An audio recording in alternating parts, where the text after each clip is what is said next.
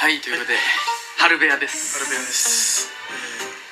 知能組という知能組ですね。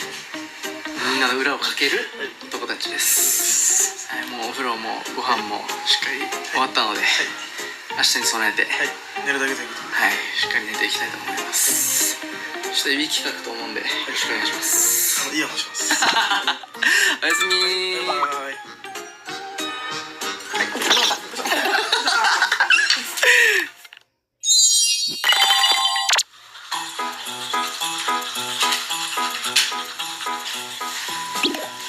これ使ってほしい。